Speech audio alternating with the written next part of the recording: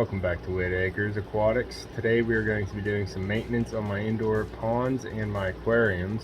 I already got started and did the water change on my goldfish grow out pond, so they are enjoying the nice water right now. I also want to do some rearranging of the scape here in the Cichlid pond with Balthazar, Winston, Seve, and the 4 silver dollars. They're all hiding right now because I just turned on the light. But I'll come in here and switch up the decor just to keep it interesting for the fish so they don't get bored and territorial on different locations in here. I'm also going to clean out the Betta bowl and get that changed and check on the algae situation there since we added the shrimp last time. I have these 3 5-gallon jugs loaded up and dechlorinated, and they're just sitting here acclimating to room temperature until I need them. My cichlid pond here is a 75-gallon tub, and I have a large sponge filter in on this side doing some work on filtering. Then I have a pond intake box from Lowe's that has a little fountain pump inside and a bunch of mechanical filtration that pumps it up into my bog filter, which does very good filtration. I threw a couple little succulents in here just to keep them moist. I have some pothos growing out of this, a little intermediate plant that can't be submerged. I threw that in there as well to suck out some nutrients. And then there's a wandering Jew in here too, just for some color and to filter some nutrients as well. So if you haven't seen the bog filter video I have, the intake bay will pump up the water to the bottom of this bog filter, upflow through multiple different layers of rocks, and then it goes through one little sponge filter there and overflows back into the pond, tumbling and adding some oxygen into the pond. It's a very good natural filtration system, and you almost never have to change it. So all I do is add water as it evaporates.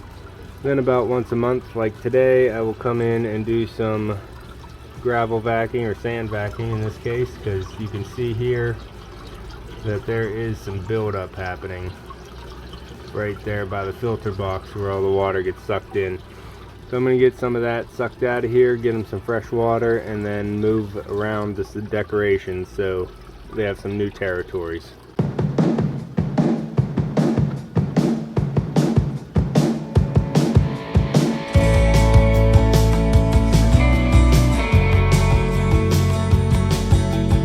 Alright, we're all done. Got the water sucked out and I got the plants moved around. Just moved them in a couple different areas just to change up the swimming patterns and give a little bit different hiding spots for them. Balthazar always comes this side because this is the side I feed off of, and he'll jump up to the lip.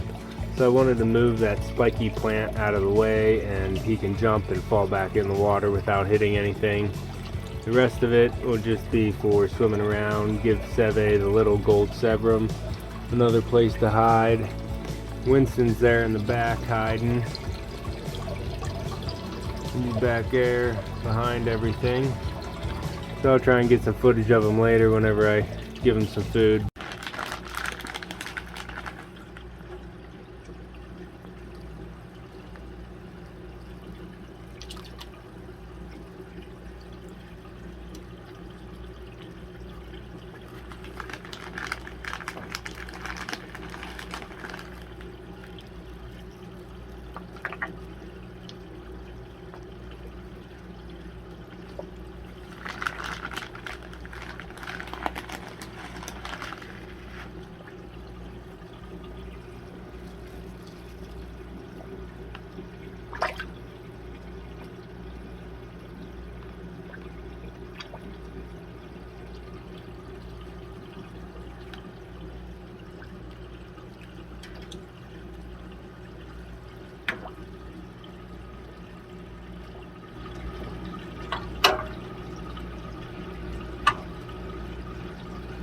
I'm going to go ahead and dump the water back in and fill it up to roughly this rib line, and that'll keep it low enough to where Balthazar can't jump out over the lip because I don't have a lid on this. When I'm pouring in the water jugs, it's a little splashy, so I leave this pile of stone here and I'll just pour right on that pile of stone, and that'll keep it from disturbing all of the sand and washing it all away.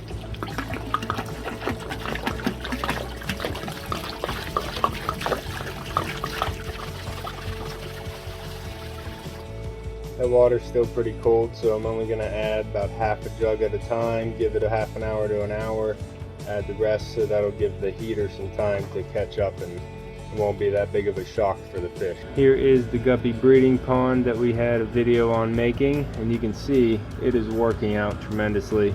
I have a ton of little baby guppies in there. There's 3 female guppies in here and 4 males.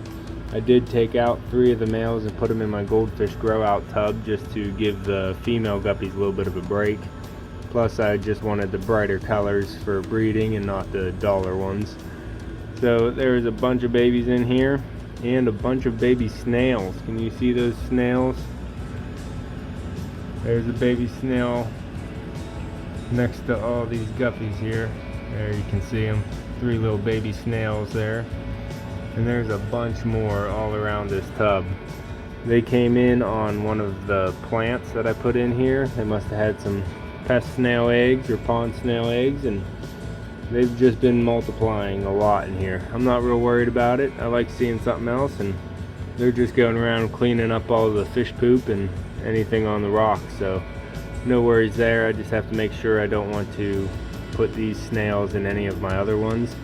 But I'm fine with them being in here. Now we're going to check in on V, my Betta, in my bowl here. It's a 4 or 5 gallon bowl, and it is fully planted out with live plants. I have a Vallisneria in the center there, and then the whole ring around it. I'll go in the top. The whole ring of pearlweed going all the way around. There is a small sponge filter, aquarium co-op in the back, and a little heater there on the back side there. I have the floating log for the Betta. He likes going in there. And then there's also a nearite snail. Let me see, he's in the back. Can you see him back there in the back?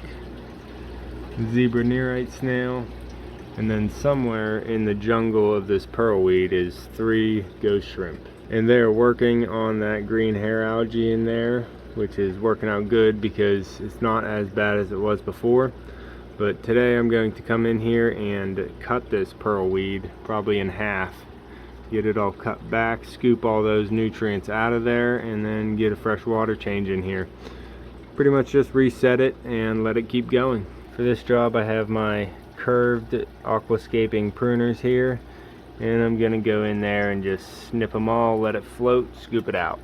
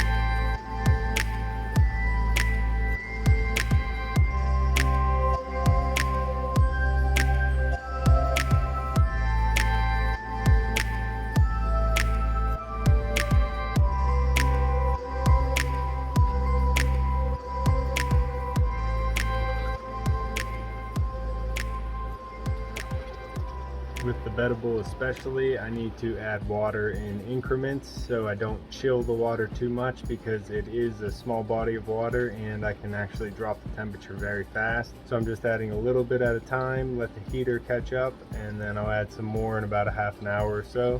The Betta bowl and the Cichlid tank are heated at about 77 degrees, so that's why I have to add it in increments. I can't just be adding the 65 degree water room temperature that I have right now. So increments, let it heat up, and then you won't shock your fish. Okay, I got V's bowl filled up with the water and we are acclimated to temperature. I just have to get the thermometer and the Betta leaf that I made put back in place. You can see we are at, let's see, 77, 78 degrees if you can read. Nah, you can't see it, but I can. It's 77 degrees. So we'll put that back over there. Then I made this little Betta leaf I don't know if, I've never actually seen him using this, but I poked a hole through a plastic leaf, and I poked a hole through the other side of the plastic leaf, and I put suction cups through it. And then I just take it and I put a little twist in it. Well, someone showed up and Puppy had to greet them. No, Puppy, but now you're just gonna sit here and bite your pillow. Okay. So funny, V gets so excited whenever I come over to the bowl. Hey V. So I got that leaf put in there, and in case he just wants to lay on it and rest or whatever, I just got that in there for him. But he goes in the log sometimes and just lays on the ground sometimes, but just to have something else in there for him to work around with. So the Betta bowl is done and clean. All good there. And the Cichlid pond, we got it filled up almost to the rim. There's Balthazar just hanging out.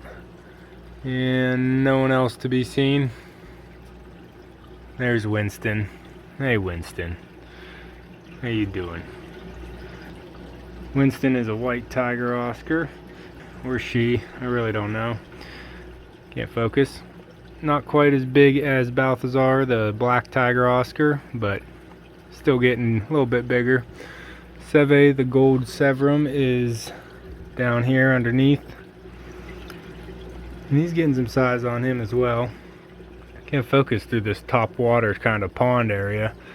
Then the silver dollars hang out down in the current over there. Got all four of them hanging out down there. Man, that water is rippling. Can't get a clear image of them, but they're too low down by the sand and they're blending in.